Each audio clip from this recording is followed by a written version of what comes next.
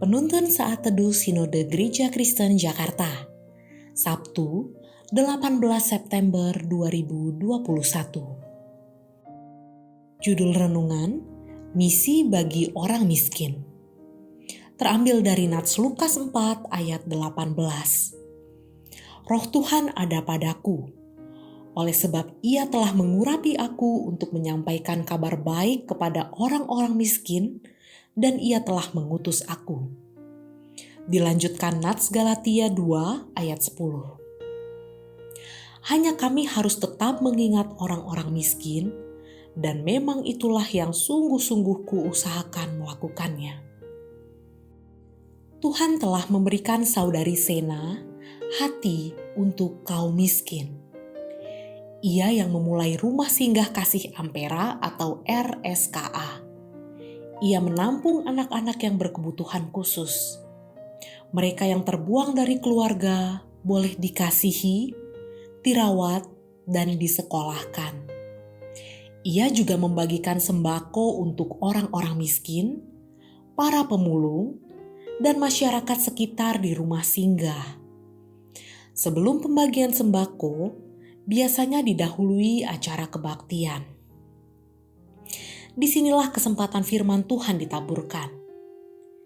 Ketika saudari Sena mengajak saya membuka RSKA cabang Krendang, saya langsung menyetujui. Kami bentuk tim untuk pelayanan di RSKA cabang Krendang dan memulai pelayanan bagi orang-orang miskin. Ada sekitar 100 orang lebih yang datang ke rumah singgah di Krendang. Mula-mula mereka datang mungkin karena ada pembagian sembako. Namun, lama-kelamaan mereka akhirnya dapat kebenaran Injil. Ada yang bersedia diajak ke GKJ Jembatan Besi.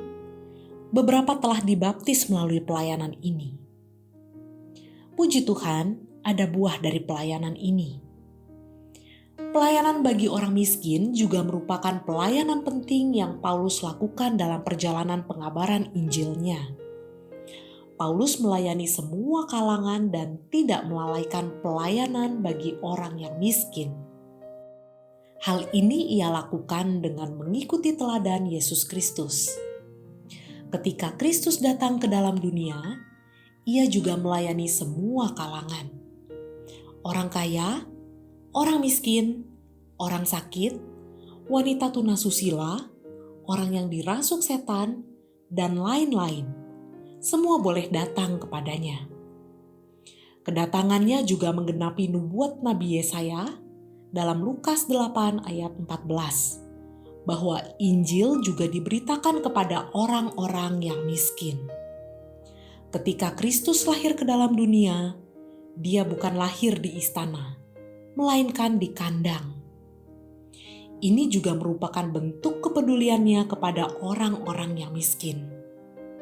Para gembala yang miskin akhirnya dapat mengunjungi tempat di mana bayi Yesus dibaringkan. Di sekitar kita juga banyak orang yang susah dan miskin. Apalagi di masa pandemi ini, lebih banyak lagi orang yang susah dan miskin.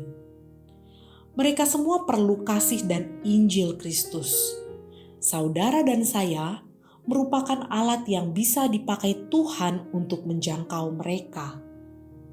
Mungkin mereka belum mengenal Kristus, tapi kita dapat menjadi jembatan bagi mereka untuk mengenal Kristus.